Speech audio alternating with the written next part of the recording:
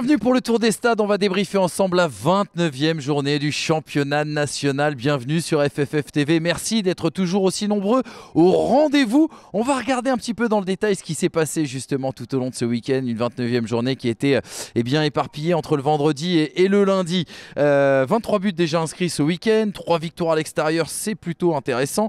Seulement 2 nuls, mais surtout aucun 0-0. Dans le détail, 7e victoire consécutive pour Dunkerque, Bourg qui ne perd plus, Le Mans qui arrache le nul dans le temps additionnel, Sedan accroché chez la Lanterne Rouge, Saint-Brieuc qui respire encore, Concarneau qui s'offre un nouveau carton, Versailles sans génie qui prend 3 points importants, et puis 2 cartons ce lundi pour Martigues-Orléans et le Red Star à Nancy. On prend tout de suite la direction des Hauts-de-France, l'USL Dunkerque. C'est le tube en tout cas de ce printemps, l'USL Dunkerque qui s'est encore imposé, cette fois-ci 2-0 devant l'US Avranches. On rejoint tout de suite Frédéric Touchard du côté de Marcel Tribu. Bonsoir Frédéric. Salut Manu, ce soir Dunkerque recevait les Normands d'Avranches qui se battent pour le maintien dans ce championnat de national. Dunkerque, on le sait, va se mêler à la lutte vers la Ligue 2 jusqu'au bout, et Dunkerquois se sont imposés 2-0 avec une nouvelle fois l'homme du match, c'est Ryan Grieb qui a marqué les 2 buts de la soirée, le premier en première mi-temps à la 24e minute de jeu sur un service parfait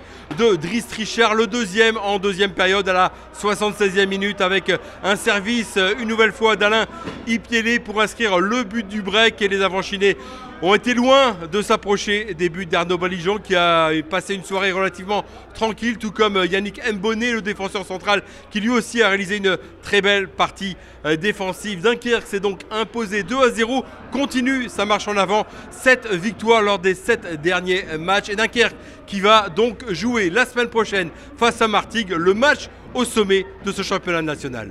Merci beaucoup Fred, 7e victoire consécutive du coup pour les Maritimes de l'USL Dunkerque. C'est tout simplement un record cette saison, toutes divisions confondues en France.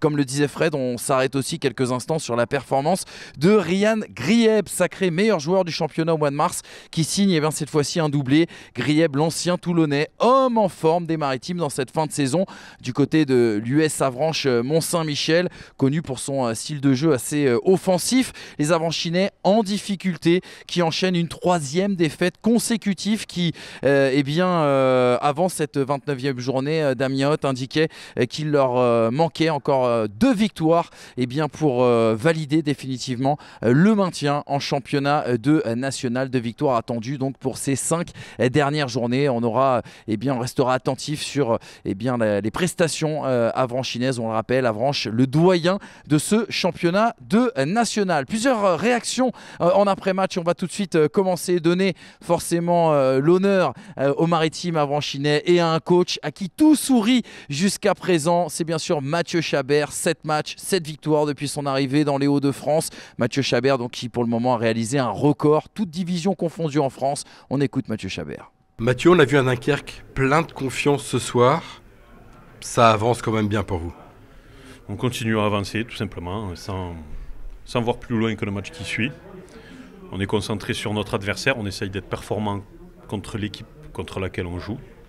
Et là, on va en profiter un petit peu et puis se concentrer quand le moment sera venu sur ce match de Martigues dans 10 jours.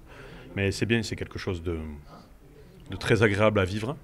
On a quand même fait quelque chose que personne en France cette année a fait, 7 victoires d'affilée dans le monde professionnel. Donc c'est une fierté. Mais c'est une fierté, ça c'est une coupe en chocolat. Maintenant, nous, on est concentrés sur le match de Martigues. Et puis on verra ce qui se passera après, mais sans pression. Et continuer à proposer du jeu, à essayer d'être performant, à faire plaisir aux gens qui viennent nous voir, à faire plaisir aux gens qui nous regardent. Et puis on verra comment ça se terminera tout ça. Un autre homme important du côté des Maritimes, on en a parlé juste avant, Ryan Grieb, qui répondait aux questions de Fred à la fin de ce match. Ryan, encore une belle prestation de la part de Dunkerque ce soir face à Avranches. Forcément, ça fait énormément plaisir parce qu'on avait à cœur d'avoir cette 7e victoire d'affilée, ce que personne n'avait fait dans le championnat, c'est ça. Et là, que dire de... Je ne sais même pas quoi vous dire, je suis hyper content et satisfait de ce qui se passe. Tu dis rien, tu sais pas quoi dire. On y croit de plus en plus à cette montée côté Dunkerquois. Franchement, oui, parce qu'on revient de loin. Vous savez, on avait 7 ou 8 points de retard, je crois. Et depuis que le nouveau coach il est arrivé, on a fait enfiler les victoires. Comme je vous l'ai dit, on a 7 victoires d'affilée. Il reste 5 matchs, c'est ça? 5 finales. Et franchement, sur 2 places, je pense que c'est largement possible. Après, j'ai pas vu ce qui s'est passé au niveau des autres résultats, mais on y croit fortement, bien sûr. Sur un plan personnel, encore 2 buts ce soir. On l'a dit, vous êtes l'homme de ce mois de mars 2023 en national. Ça marche bien aussi au mois d'avril? Ouais, pourquoi pas. Ouais, franchement, je suis assez satisfait de ce que j'ai pu faire individuellement, mais le plus important, ça reste le collectif. Surtout, si vous marquez des buts et votre équipe elle ne gagne pas, il n'y a aucune utilité. Mais là, comme il y a la victoire au bout, je suis encore plus satisfait. Maintenant, comme je vous ai dit, il reste 5 matchs à bloc. Et on va chercher cette montée en Ligue 2, pourquoi pas. Et puis côté Avranchinais, Formose Mendy est venu se présenter au micro d'FFF TV à l'issue de cette rencontre. Formose, qu'est-ce qui vous a manqué ce soir? Le début de match a été compliqué et ensuite vous n'avez pas réussi à vous mettre complètement dans ce match. Ouais. Bah, on est tombé face à une équipe très agressive dans tous les domaines, que ce soit défensif ou offensif. Ils nous ont montré pourquoi ils étaient chez les leaders du championnat. Et puis je pense que c'est une victoire méritée pour eux, tout simplement. Mais qu'est-ce qui vous a manqué dans l'entrejeu? Du mal à ratisser des ballons, Charles, on l'a vu parfois, des gestes de dépit. Ouais, c'est vrai que c'est un petit peu notre problème en ce moment. On a perdu un joueur très important qui est Victor Daguin. Aujourd'hui, on essaye de combler son manque de la meilleure des façons et on remarque que c'est compliqué. Après, c'est aux joueurs aussi de se mettre au diapason et de faire en sorte de pas remarquer son absence. Mais bon, il est vrai que depuis qu'il n'est plus là, il y a un très gros problème. Mais bon, on va devoir trouver la solution entre nous et puis rectifier le tir la semaine prochaine contre Concarneau. On part maintenant du côté du pays de Brest, où Bourg-en-Bresse-Péronat jouait sa peau, jouait sa survie dans un match où il ne devait pas perdre, opposé au Puy Foot. Le Puy Foot qui avait absolument besoin d'une victoire sont les Burgiens qui se sont imposés 2-0. On prend tout de suite la direction de Marcel Verchères, où nous attend justement Julien Vert. Bonsoir Julien, racontez-nous le contenu de cette rencontre. Salut Manu, une rencontre de haut vol entre guillemets entre deux équipes qui luttent pour le maintien de ce championnat national ce soir au stade Marcel Verchères où le FBBP 01 accueillait le Puy. Le FBBP 01 est sur une nouvelle dynamique depuis 2 rencontres et l'arrivée de Pascal Moulin. Il y a eu une victoire et un match nul ramené de la pelouse de Martigues. Les joueurs bressans vont être les premiers à valider leur domination dans cette partie sur une longue ouverture en profondeur. C'est Jonathan Rivas qui s'emmenait le ballon de la cuisse et qui réussissait à tromper la vigilance du gardien adverse Yann Maria. Les Bressans qui menaient 1-0, les joueurs du Puy qui réagissaient grâce à Adel Lambeza, le joueur Pono qui était virevoltant ce soir. Il réussissait à mettre à mal la défense adverse. Il se remettait sur son pied droit pour ouvrir une frappe que stoppait Franck Lostis. Les joueurs de Bourg-en-Bresse qui maintenaient leur pression avec ce score de 1-0. Joachim Eckmayer venait surgir pour placer une tête qui finissait juste au-dessus de la cage des Pono. Un petit frisson pour les joueurs Pono, mais ceux-ci réagissaient bien sur un coup franc de Sacha Delaye. Celui-ci trouvait la barre transversale de la cage de Franck Lostis. C'était la 69e minute et dans les minutes qui suivaient, les joueurs Pono étaient punis de ne pas avoir réussi à égaliser. D'abord sur un déboulé de Ponty, c'est Soumari qui était trouvé au deuxième poteau. Maria repoussé à l'échéance en bouchant bien son angle. Il concédait un corner sur celui-ci à Mathieu Ezikian, plaçait le ballon au premier poteau. Surgissait alors Antoine Mille et d'un énorme coup de casque, le milieu de terrain bressan venait marquer le but du break. 2-0 alors qu'il restait quelques minutes à jouer. Les Bressans maintenaient l'étreinte jusqu'au bout et finalement réussissaient à garder ce score.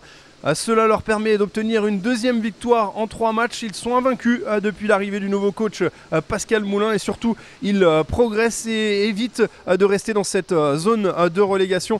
En face, les Pono concèdent une nouvelle défaite et devront se relever dès la semaine prochaine à domicile. Il reste 5 matchs, les deux équipes sont encore concernées par la lutte pour le maintien, mais le FBB 01 est sur une nouvelle dynamique et peut souffler un peu. Merci beaucoup Julien, ça va mieux du coup pour Bourg-en-Bresse-Péronat depuis l'arrivée de son nouveau coach Pascal Moulin. Il y a eu la victoire, on s'en rappelle, contre Avranches il y a 15 jours, toujours à Verchères. Le bon nul aussi également à Martigues arraché dans les dernières minutes de la rencontre et désormais donc la victoire contre un concurrent au maintien. Une dynamique importante pour les Burgiens qui sortent de la zone rouge et surtout qui enchaînent à domicile. Ça, c'est important avec cette stat. 7 points pris sur 9 possibles sur leurs 3 derniers matchs. C'est la plus belle série à Verchères, en tout cas pour les Burgiens depuis le début de la saison. On sait que c'est là où justement le football Bourg-en-Bresse-Péronne pêchait depuis le début de cet exercice 2022-2023. Et ils relancent donc une belle série à domicile. 3 matchs sans défaite à domicile. Ça leur fait du bien et ça peut en tout cas les aider dans cet objectif maintien. On va tout de suite retourner voir Julien Vert du côté de Marcel Verchères avec un homme heureux. Il s'appelle Jonathan Rivas qui a retrouvé la confiance, le chemin défilé aussi également pour le meilleur buteur du national encore en activité et surtout qui retrouve le chemin des buts et la confiance, je le disais, depuis l'arrivée de Pascal Moulin. Avec Jonathan Rivas. Jonathan, il y a une nouvelle dynamique là, qui s'est créée du côté du FBBP 01. Qu'est-ce qui se passe? Vous avez retrouvé confiance? Ouais, c'est exactement ça.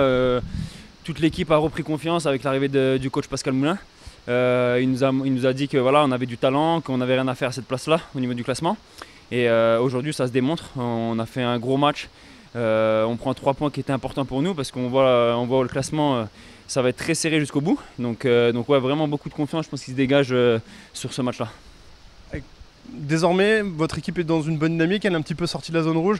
Qu'est-ce que ce serait le danger? C'est de croire que ça y est, vous avez fait le plus dur pour le maintien? Ouais, voilà, c'est ça. Il ne faut pas croire que c'est acquis parce qu'il reste encore pas mal de matchs. On va jouer encore des concurrents directs au maintien. Donc à nous maintenant de garder les pieds sur terre et de prendre les points, que ce soit à domicile, à l'extérieur. À titre personnel, à l'arrivée de Pascal Moulin qui était en plus un attaquant, qui a sans doute dû trouver quelques petits mots pour vous remotiver. Comment ça s'est passé ces premiers jours avec lui? C'est simple, on a eu tous un entretien individuel. Moi pour ma part, il m'a redonné de la confiance, il a dit qu'il aurait besoin de moi sur les prochains matchs. Et puis moi là, je sais que moi je joue beaucoup à la confiance et puis voilà, j'enchaîne les matchs depuis son arrivée. Et puis aujourd'hui je suis récompensé je pense par le but et voilà, j'espère que ça va durer jusqu'à la fin de saison. Au-delà du but, qui justement récompense le travail aujourd'hui, il y a eu aussi un travail de l'ombre face à Avranches, avec notamment un jeu de haut but. Aujourd'hui aussi, c'est quelque chose qui fait partie de votre palette, mais qui est très important pour l'équipe. Ça se voit moins, mais ça compte beaucoup aussi, en termes de satisfaction personnelle. C'est sûr, moi maintenant, depuis maintenant 7-8 années où je suis dans le championnat national, je pense que je suis reconnu pour ça, pour caler les ballons, aller dans la profondeur. Aujourd'hui, voilà, j'ai montré un petit peu ma palette. Et je sais, voilà, j'avais perdu un peu confiance en moi. Des fois, quand ça va un peu moins bien, on réfléchit un peu sur soi-même. Et puis là, aujourd'hui, j'ai retrouvé un peu, on va dire, mes jambes. Et puis content d'avoir fait ce match-là. Ouais. On change de région et on va s'intéresser à une nouvelle affiche. Le Mans accueillait la Berrichonne Châteauroux. C'était l'une des très très belles affiches de cette 29e journée. Il pouvait y avoir aussi également du chaos dans l'air en cas de victoire de l'une de ces deux équipes. Finalement, ce match aura accouché d'un match nul. Un but partout. On va tout de suite prendre la direction du stade Marie-Marvin où nous attend Maxime Bonhomet. Bonsoir Maxime. Bonsoir Manu, bonsoir Vincent. C'est feu d'artifice ce soir ici au stade Marie-Marvin et pourtant ce n'est pas la fin de la saison mais il va y en avoir un dans quelques instants. Il y en a déjà eu un, j'ai presque envie de vous dire, avec un très très beau match dans le rythme, dans l'envie entre deux formations qui sont en forme, le Mans FC et la Berrichonne de Châteauroux, deux clubs historiques également de ce championnat et deux clubs qui ont eu envie. Ça s'est joué à pas grand chose pour aller chercher une nouvelle victoire pour Châteauroux. Ça s'est joué finalement à 1 minute ou 2 à Simi Fadiga qui a égalisé dans les tout derniers instants après l'ouverture du score de Benjaloud Youssouf. Il y a eu 2 pénaltys loupés. Armand Niandouillet qui a envoyé sa frappe dans les étoiles et un arrêt magnifique de Nicolas Kossic devant l'attaquant Berrichon. Ça s'est pas joué à grand chose. Châteauroux méritait sans doute mieux, surtout qu'ils ont été à 11 contre 10 une bonne partie de la rencontre. Mais ça a été un beau match de football, une belle publicité pour le national. Aujourd'hui, on en ressort un petit peu tous grandis finalement de cette rencontre. Merci beaucoup Max pour le résumé et le récit de cette rencontre que vous avez commenté pour nous sur FFF TV. Des Manceaux qui ont donc sauvé leur soirée avec ce but en toute fin de rencontre. Un but de Fadiga qui pourrait compter d'ailleurs dans la course au maintien. Important aussi l'impression laissée par les hommes de Réginald Deray qui n'auront pas plié alors qu'ils étaient réduits à 10 pendant près de 70 minutes.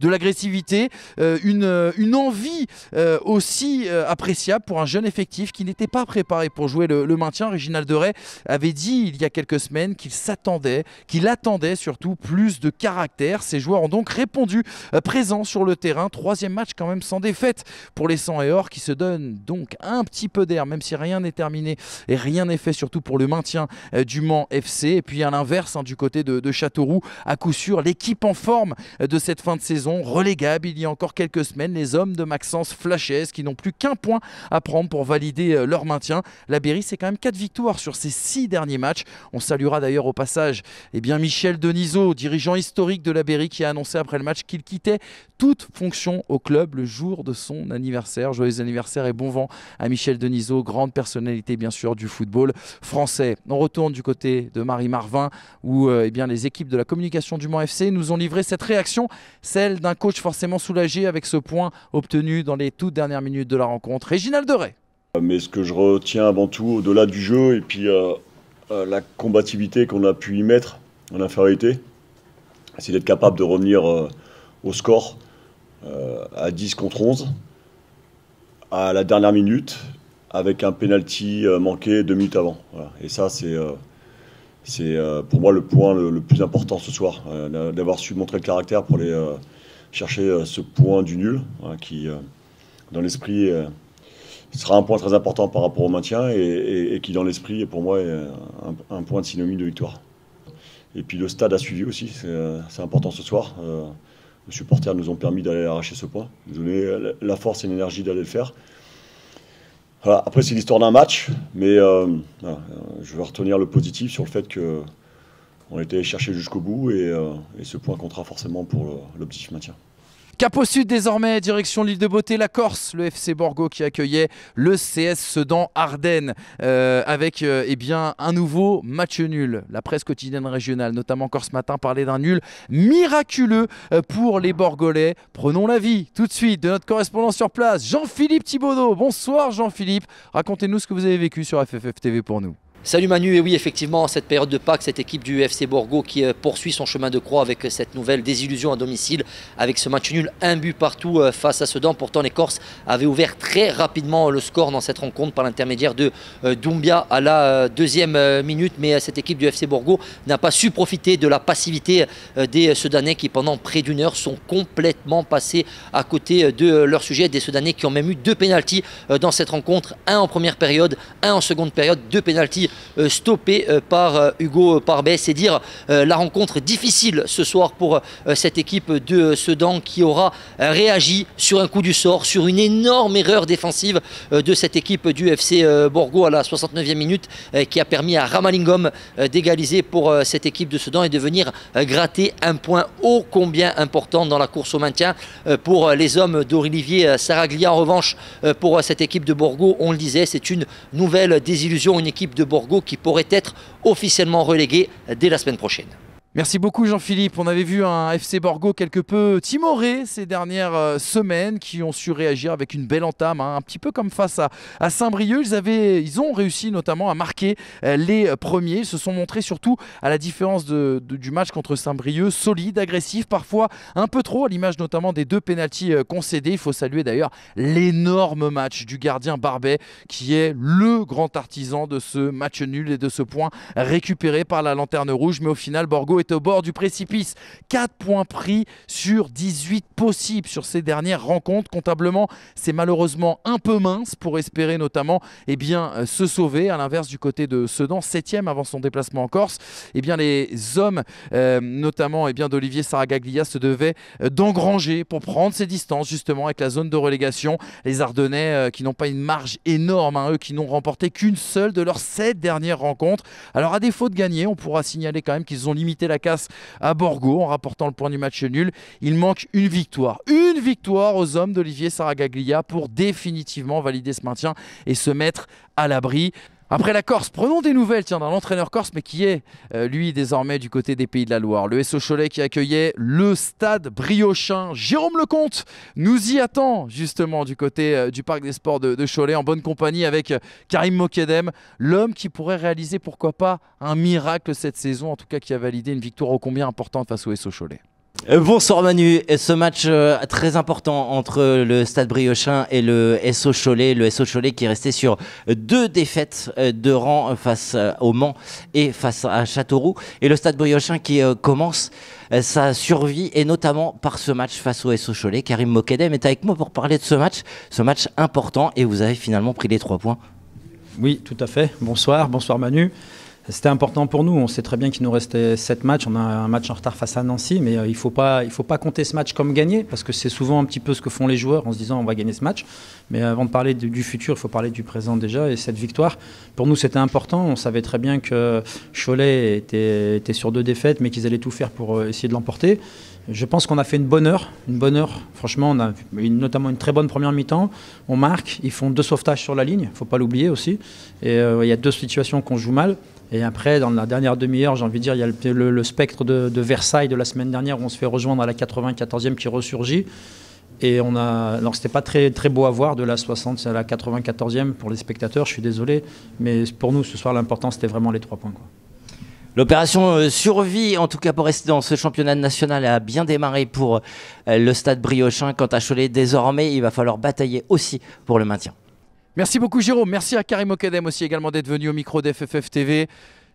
On les annonçait morts à l'arrivée de l'ancien coach de Lyon-Duchère et finalement Karim Mokedem, on le disait, qui pourrait réaliser un exploit sensationnel s'il venait à sauver les Griffons du Stade Briochin. La belle opération pour Saint-Brieuc qui compte encore un match en retard, ça sera contre Nancy le 25 avril prochain.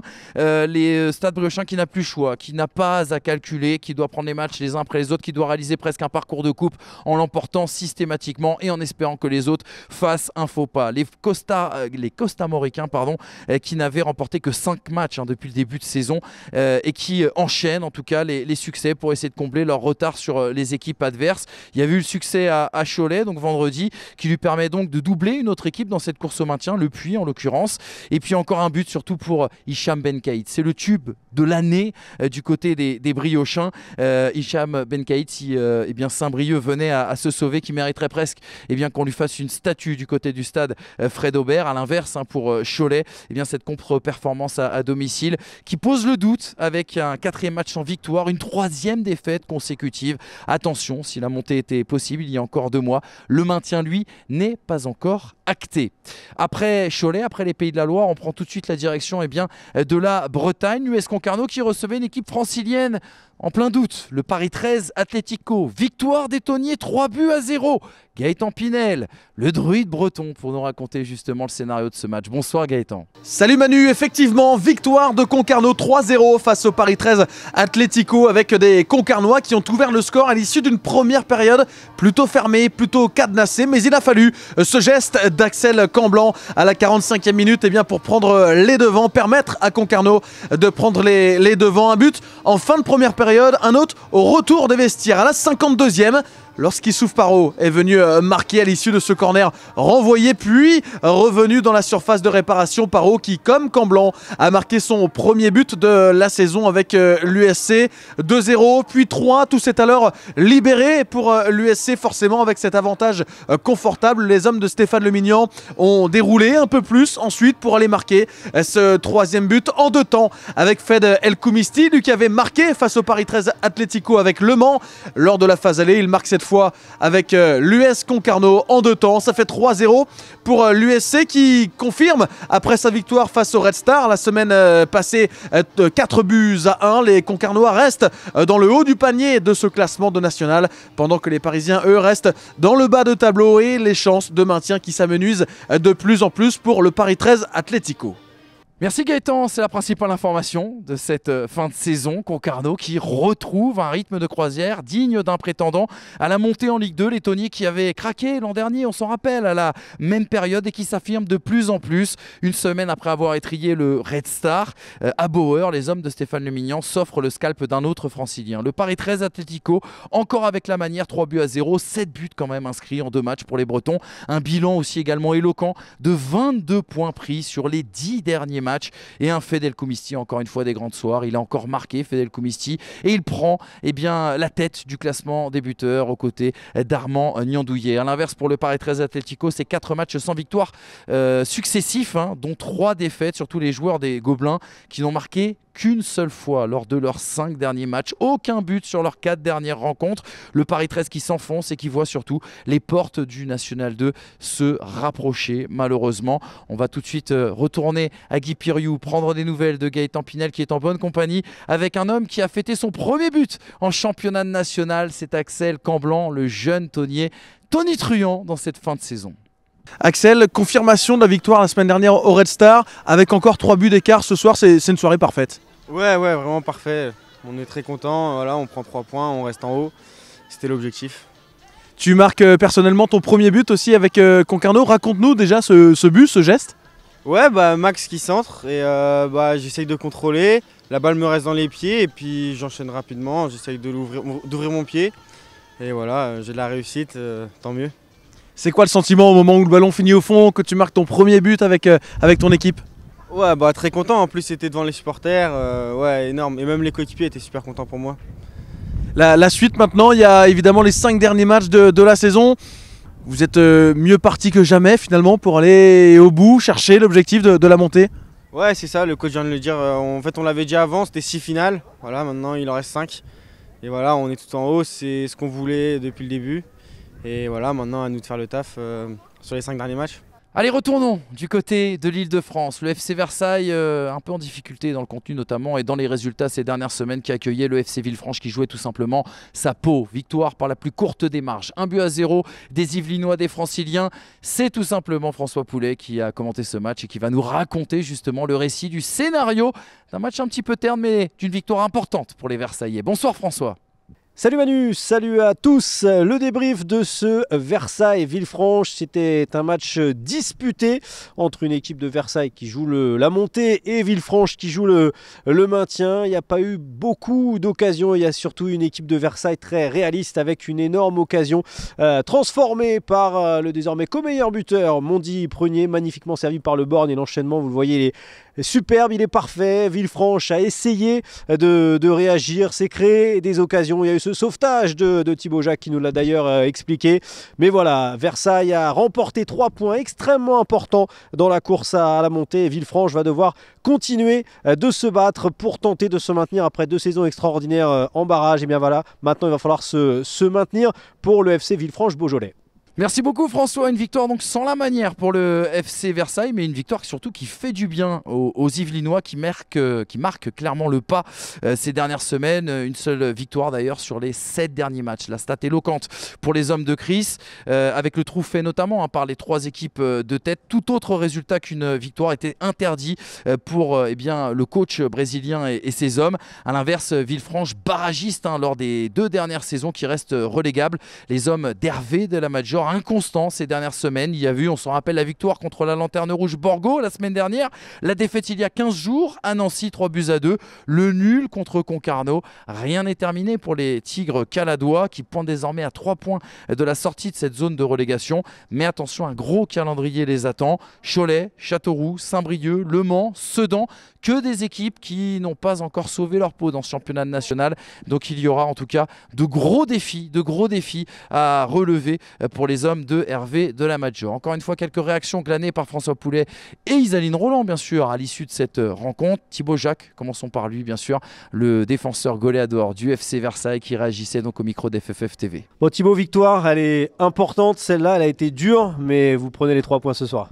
Ouais, c'est le plus important. C'est vrai qu'on a eu des situations en première mi-temps, après en deuxième on a un peu subi, notamment sur la fin. Mais c'est 3 points qui font du bien. Comment vous l'avez senti ce match? On a senti que vous avez essayé tout de suite au début de mettre de l'intensité. Finalement, au fur et à mesure, Villefranche était bien en place. Ouais, ils ont un peu laissé passer l'orage. Je pense qu'on a bien commencé. Malheureusement, on n'arrive pas à concrétiser. Puis petit à petit, ils reviennent dans le match. Ça devient un peu plus équilibré. Et puis voilà, 2 équipes qui ont des choses à jouer, devant et derrière. Donc ça se crispe un peu et puis ça tourne en notre faveur. J'allais dire raconter votre but, mais non, racontez votre sauvetage. Parce que c'est le sauvetage là, si ça poussait vraiment. Et vous êtes là au bon endroit au bon moment. Ouais, il contrôle, il frappe dans la surface. Elle est déviée devant moi par un joueur de chez nous, par Pierre Gibault. Et elle arrive et je la prends dans le torse et après on arrive à se dégager, donc ça va. Il n'y a pas main parce qu'on réclame une main chez l'adversaire. Non, pas du tout. Bon, en tout cas, vous l'avez dit, elle est importante et je ne sais pas si vous avez vu les autres résultats, mais ça gagne devant, mais vous mettez quand même la pression sur Martigues et sur Red Star qui joue lundi. Ouais, c'est une course de fond. On a un peu de retard aujourd'hui, ça avance devant, on s'accroche. Il fallait gagner aujourd'hui, on l'a fait, c'est le plus important. Donc il faut continuer et aux autres de jouer maintenant. Et justement, vous aviez 4 points de retard avant ce match, vous les avez toujours par rapport aux deux premiers. Comment vous le vivez? Quelle pression? Est-ce que c'est une bonne pression pour les joueurs d'expérience comme vous? J'imagine que c'est important. Alors des joueurs d'expérience, il y en a beaucoup à Versailles, mais voilà, comment vous le vivez? Qu'est-ce que vous vous dites dans le groupe? Ce qu'il faut aujourd'hui, c'est s'occuper de nous, parce qu'en ce moment, on ne gagnait pas trop, donc vaut mieux regarder nous nos résultats. Si on fait les résultats qu'il faut, les autres, ils vont à un moment donné s'accrocher, c'est obligé, tout le monde se bat, toutes les équipes se valent quasiment, donc nous, il faut déjà gagner des matchs. Quand on va gagner des matchs, on va rattraper les points qu'il faut. Et puis ces dernières saisons, une autre réaction, ces dernières saisons nous ont montré le talent d'un homme, Rémi Sergio, 34 ans, peut-être l'un des vétérans de ce championnat, mais l'un des garçons surtout les plus talentueux. Rémi Sergio qui réagissait aussi au micro de François Poulet. Bon Rémi, ça ne s'est pas passé comme vous l'auriez souhaité, vous avez opposé une belle résistance à cette équipe de Versailles. Qu'est-ce qui vous a manqué justement pour que ça bascule en votre faveur? Vous avez fait un bon match ce soir. Ouais, on a fait un bon match dans le contenu, je pense comme à l'aller. On ressort avec le même sentiment, c'est la frustration. On a manqué de concentration sur leur but et nous on a manqué d'efficacité devant le leur. Mais voilà, c'est comme ça, c'est le lot des équipes qui jouent pour se sauver. Voilà, il suffit nous, il faut 10 actions pour marquer, l'équipe adverse il en faut une ou deux et c'est ce qui s'est passé ce soir. Et vous avez fait jeu égal, vous l'avez bien préparé ce match, on l'a vu, vous avez pris votre temps à chaque fois sur chaque action à essayer de faire tourner le ballon. Vous n'avez jamais senti que Versailles était largement supérieur à vous? Non, c'est pour ça que la frustration prédomine, c'est parce que voilà, si on avait pris la soupe, on aurait pris 3-4-0, là, voilà, on est des compétiteurs, on va toujours gagner, mais ça aurait été un peu plus compréhensible. Là, on a fait jeu égal, voire même dominé, on a proposé du football. De toute façon, c'est notre philosophie. Après, voilà, comme je vous dis, il nous a manqué l'efficacité et chose qu'il faut pour se sauver. Quel est le discours des joueurs d'expérience comme vous là? Qu'est-ce que vous dites? Aujourd'hui, vous avez particulièrement une équipe de jeunes avec des joueurs moins expérimentés. Quel est le discours que vous apportez dans un vestiaire par rapport à ce maintien-là? Vous avez connu les 2 saisons extraordinaires avec la 3e place. Maintenant, qu'est-ce qu'on dit quand on parle maintien? Mais déjà avant le match, c'est les mettre en confiance, leur dire de jouer comme ils savent le faire à l'entraînement ou avec l'équipe réserve ou dans leur précédent club. Et après, à la fin du match, de toute façon, c'est à nous de rester soudés, les anciens avec eux aussi, parce que voilà, s'ils jouent, c'est qu'ils méritent, le coach estime qu'ils méritent de jouer et qu'ils ont le niveau. Mais après, voilà, c'est de rester solidaire et de faire plus, de toute façon, de faire le dos rond, de travailler plus la semaine, parce que si on ne gagne pas des matchs, c'est qu'il manque des choses, que ce soit défensivement ou offensivement. Et voilà, on est frustrés, tous frustrés, on est déçus, et après repartir au travail lundi. Allez, on quitte l'Île-de-France et on part tout de suite dans le Loiret. C'était l'un des 2 matchs qui étaient à disputer ce lundi. C'était surtout l'affiche Canal Plus Foot à 18h30. L'US Orléans qui accueillait donc Martigues. Un scénario assez fou, hein, il faut le dire, avec un but déjà assez fou. La victoire déjà, il faut le dire, du FC Martigues qui recolle donc du coup aux 2 de tête devant l'US Concarneau et l'USL Dunkerque. Zouaoui a ouvert la marque, passé le quart d'heure de jeu à la 17e minute de jeu sur un corner direct, un but complètement fou, assez étonnant il faut le dire, mais l'un des plus beaux buts de cette saison 2022-2023. Outonji en 2e période à la 56e minute de jeu venait égaliser, redonner espoir à l'US Orléans, mais l'espoir sera de courte durée puisque Francis Kembolo, alias Kembolo Kanté, comme il est surnommé bien sûr dans le sud de la France, venait redonner l'avantage au Martégo à la 72e minute de jeu. Derrière, les hommes de Grégory Poirier vont tout simplement dérouler. Romain Montiel, revenu dans sa région natale et d'origine l'été dernier, va ajouter une unité de plus à 10 minutes de la fin, 82e minute de jeu. On en est désormais à 3-1. Et puis Klili, l'une des révélations aussi également de ce championnat, va parachever le score de 4-1. On joue alors les arrêts de jeu, 96e minute de jeu. Et donc la confirmation que le FC Martigues jouera la montée jusqu'au bout. Et malgré la pression, surtout le FC Martigues qui rejoint l'US Concarneau et l'USL Dunkerque. Sacré coup de chapeau donc aux sudistes qui poursuivent sur une série incroyable qui a commencé la saison dernière à la moitié de saison de National 2. Ils avaient quasiment été invincibles sur la deuxième partie de saison, qui les avait vus monter jusqu'en national et cette saison extraordinaire désormais en 3e division. Bravo à eux, en tout cas c'est une sensation quoi qu'il arrive dans cet exercice. Il va falloir maintenant aller au bout. Il n'y a que 2 places, 3 équipes à égalité en tête. Martigues qui va s'accrocher jusqu'au bout en tout cas, et Martigues surtout on l'oublie toujours, mais qui va devoir terminer ce championnat, 34e journée contre un autre prétendant, le FC Versailles. Donc Martigues va devoir espérer jusqu'à la dernière minute de la dernière journée pour essayer de valider et retrouver surtout les sphères professionnelles. Une dernière rencontre aussi également qui comptait dans cette 29e journée qui se disputait lundi, coup d'envoi 19h30, le Red Star qui se déplaçait du côté de l'AS Nancy-Lorraine. Alors ces 2 équipes historiques du championnat français. On a Nancy qui découvre le championnat national, sa première participation à la D3 française dans toute son histoire. Le Red Star qui s'y est malheureusement installé ces dernières années. Le Red Star qui ne devait absolument pas perdre, ne devait absolument pas laisser de points en route pour espérer justement rester au contact des équipes de tête. Le Red Star qui avait besoin aussi également de se rassurer après ces 2 défaites contre 2 équipes aujourd'hui prétendant la montée et surtout co-leader de ce championnat. Il y a vu la défaite contre l'USL Dunkerque, 1-0 à Marcel Tribut, alors qu'ils avaient dominé, ils avaient manqué d'efficacité et encaissé le but sur penalty qui avait été assez cruel. Scénario cruel aussi également, sans rappel, contre l'US Concarneau avec cette défaite 4-1 et ce match qui s'était terminé à 9-11. On n'oublie pas aussi également que l'AS Nancy-Lorraine, depuis l'arrivée de Benoît Pedretti, va beaucoup mieux. Certes, il y a eu ce match perdu sur tapis vert contre l'US Concarneau, mais depuis que Benoît Pedretti a pris les rênes de l'équipe première de la SNL, Pedretti sur le terrain n'avait perdu qu'une seule fois. Mais ce soir, le Red Star a étrillé véritablement l'AS Nancy-Lorraine et envoyé un message aux prétendants justement à la montée. Le Red Star n'est pas mort, c'est peut-être l'un des grands enseignements de cette 29e journée. On se replonge sur le scénario du match avec le Red Star qui a réalisé une entame de match tonitruante dans un match où il y a eu énormément d'intensité, dans une ambiance absolument chaude. 7444 supporters avaient fait le déplacement du côté de Marcel Tribut. Aucun Odonien n'avait été autorisé à se rendre pour un match classé à haut risque, notamment ici à Marcel Tribut. Des grosses occasions en entame de match, les Odoniens qui vont même toucher le poteau. Un grand Martin Sourzac aussi également qui va repousser l'échéance, repousser le danger. Les Nancéens également qui vont réagir avec notamment une frappe de loin, on s'en rappelle, de Neil El Ainaoui, et puis l'ouverture du score de Blandon Meyapia. Il a dû s'y reprendre à 2 fois. Il y a une première tête de Loïc Kwagba sur ce corner, Meyapia qui arrive en deuxième lame, et puis derrière qui va venir parachever le score. Pour la petite histoire, Meyapia qui inscrit son 2e but cette saison.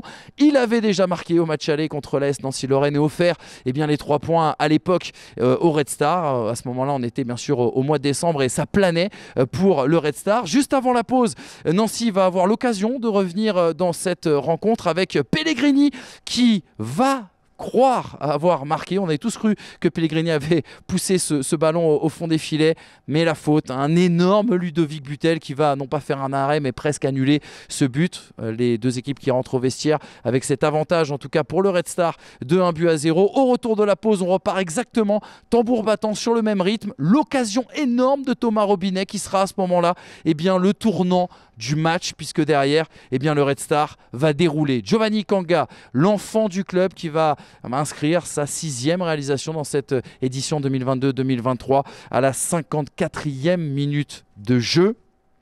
Et puis derrière, Hassen Ben Ali qui va s'offrir un face-à-face bien servi en transition par Ifnaoui, face-à-face bien manœuvré face à Martin Sourzac.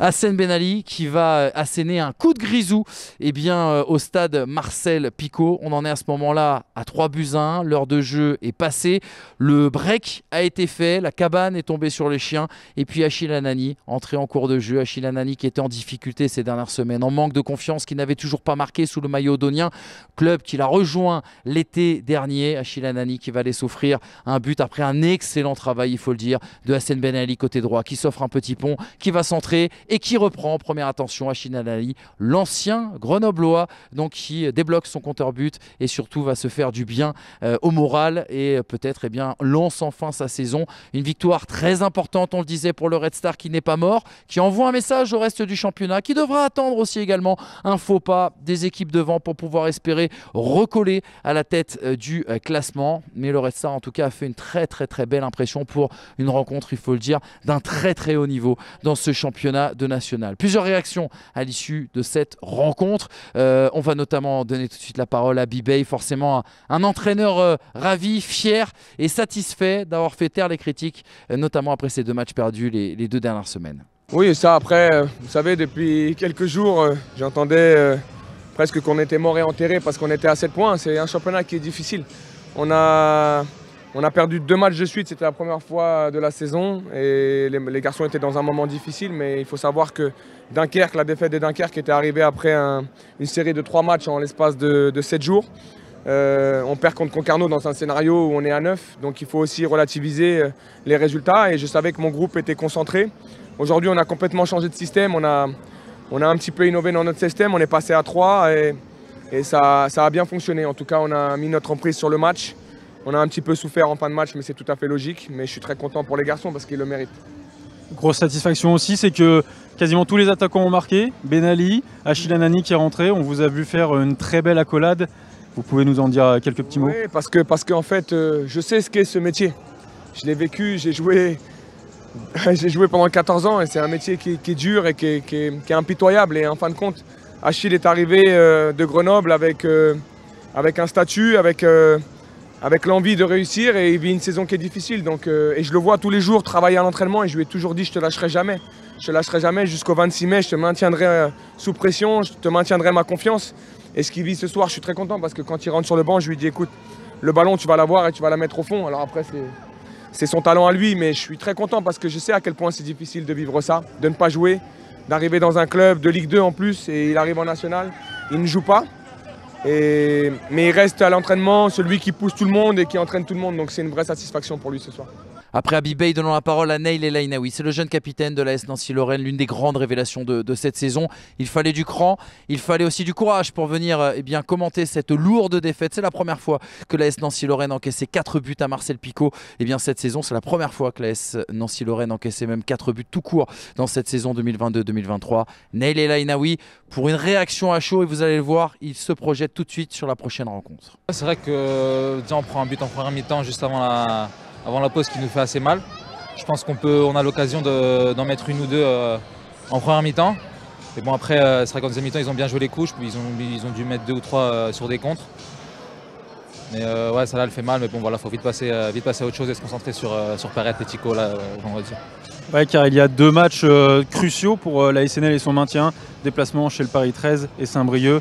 Là, il va falloir prendre les points. Ouais, c'est vrai que là, on va avoir des matchs face à nos concurrents directs, donc ça va être... on va avoir une fin de saison très importante avec des matchs très importants qui nous attendent dans les prochaines semaines. Il faudra rebondir donc pour l'AS Nancy-Lorraine qui aura un déplacement du côté du Paris 13 Atlético. L'avantage pour l'AS Nancy-Lorraine, l'avantage ou le désavantage, vous le voyez comme vous voulez. Nancy aura pour ses prochains matchs l'occasion notamment d'affronter des concurrents directs pour le maintien. Et puis on n'oublie pas aussi également que Nancy aura toujours un match en retard à disputer contre le Stade Briochin. Donc peut-être un atout de plus dans la manche de Benoît Pedretti qui va devoir vite évacuer cette lourde défaite pour les Lorrains. Avant de se quitter, un petit point bien sûr sur le classement du championnat national qui n'a pas tant bougé que ça, vous allez le voir, et c'est plutôt de bon augure pour le suspense dans cette saison 2022-2023. 3 équipes toujours en tête, Martigues, Dunkerque et Concarneau. Toutes les 3 sont à égalité de points avec 52 unités. Derrière le Red Star et Versailles qui sont quelque peu décrochés, toujours à 5 points derrière, mais qui ont gagné encore ce week-end et qui ont montré qu'elles étaient toujours en vie. Derrière, c'est le trou avec Châteauroux en tête du ventre dur où on retrouve notamment Sedan, Le Mans, Orléans, Cholet, Bourg-en-Bresse, Avranches, et puis aussi également Nancy qui n'est qu'à 2 points de la sortie de cette zone rouge avec toujours ce match en moins comme je vous le précisais tout à l'heure. Suivent Villefranche qui était quand même, on s'en rappelle, barragiste ces 2 dernières saisons. Le Stade Briochin qui avait été la révélation là encore une fois de ces 2 derniers exercices qui pointe désormais à 6 points de la sortie de la zone rouge. Il y a urgence surtout pour le Puy, pour le Paris 13 Atlético et pour le FC Borgo qui désormais vont devoir compter sur un parcours sans faute pour espérer s'en sortir dans une saison qui restera quoi qu'il arrive en tout cas historique en national. Saison 2022-2023 grand cru classé, vous l'appelez comme vous voulez, millésimé, mais en tout cas on se régale. Et le national qui revient d'ores et déjà dans cette fin de semaine avec vendredi la 30e journée, le voilà le sprint final, il est d'ores et déjà lancé. J'espère que vous avez gardé des forces, que vous serez bien évidemment au rendez-vous de ces 5 joutes qui nous restent à disputer dans ce championnat sur FFF TV, sur les antennes de Canal+ Foot. Merci beaucoup pour votre fidélité et on vous attend nombreux pour la fin, le finish d'un championnat absolument passionnant. Bonne soirée à toutes et à tous et à très vite sur les antennes de FFF TV.